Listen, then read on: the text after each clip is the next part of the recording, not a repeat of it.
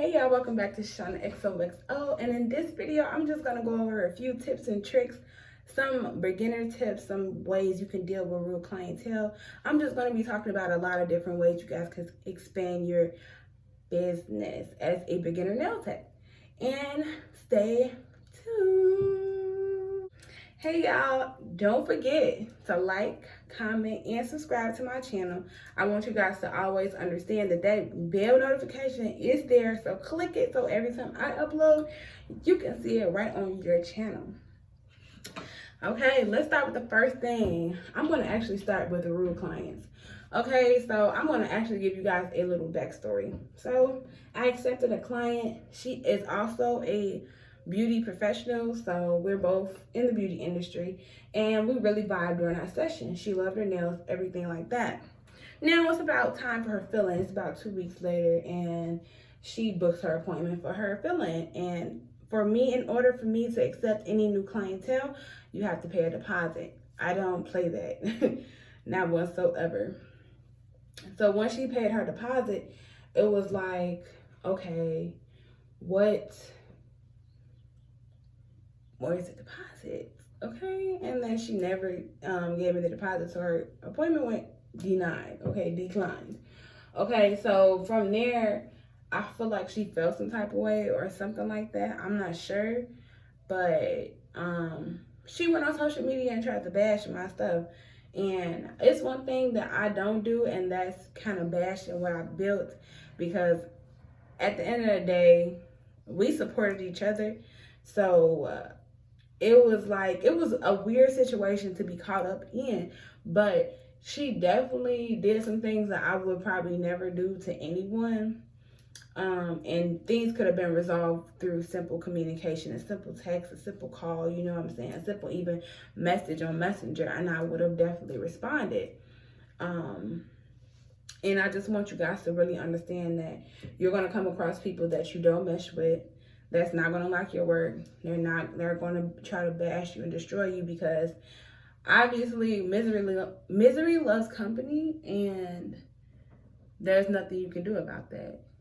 Okay? And y'all do not mind my nails, because I'm in the process of learning acrylic right now. So I got some nails missing. I'm about to actually go take these nails off and start all over again. Okay? Now I got that out the way. Don't judge me. Okay, so yeah, and that's not even my first incident. So now in my journey, 10 months in, I'm really trying to evolve myself, and you know what I'm saying, get into like different styles and nails, like finding my path, you guys, like finding what makes sense to me. And it's just crazy, because you would never think that somebody would really try to bash you, especially because you're literally nowhere where you know you're going to be in the next few months, next few years, you know what I'm saying, even decades. So I try to make sure that I tell myself, do not get unmotivated, do not get frustrated, do not get mad, okay? So that goes into my next tip, and that is to stay consistent, stay motivated. I want you guys to always be literally trying new products out, because right now I feel like until you get into your second year or even your third year, you're not going to have the products that you really love. You're still going to be mixing around with certain things.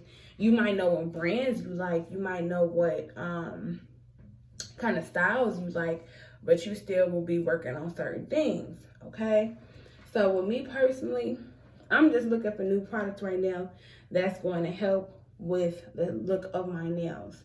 Okay, so you got to really narrow down what specifically do you want to work on.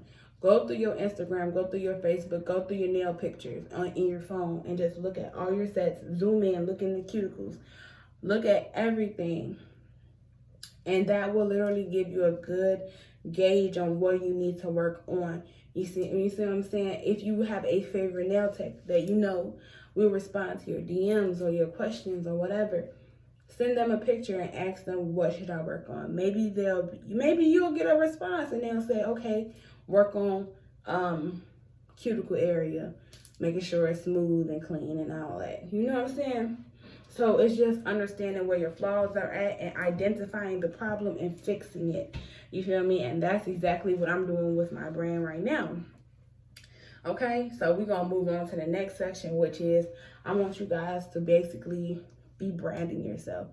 From the beginning, I want you to be branding yourself, whether that's recognition. I don't care what platform you use. I personally built my entire brand off of Facebook. And do not let anybody tell you Instagram is the only site. Instagram is the best site. Instagram is da-da-da-da. Because Facebook has a lot of opportunities that you can honestly take advantage of. There's a few ways you can be out there and promoting yourself. And if you build it up enough, the same way I did, like literally with Facebook, every day I get a text. Every day I get a call. Every day I get a inquiry about my nails. And that's because I spent the last 10 months building it up like that. Do you understand what I'm saying? So it's not going to happen overnight. And I want you guys to avoid the mistakes that I made and make sure that you're on both Instagram and Facebook and whatever you're in, whatever is your favorite apps to use, promote on it, because you could do Snapchat, you could do Twitter, you can do all of that stuff. Just make sure that you're pumping your work out. Make sure that people see it, because regardless of the likes, people are still going to see your stuff. You get what I'm saying? I don't get a lot of likes, and I'm okay with that. You know what I'm saying? That don't mean that I don't book clients. That does not mean that.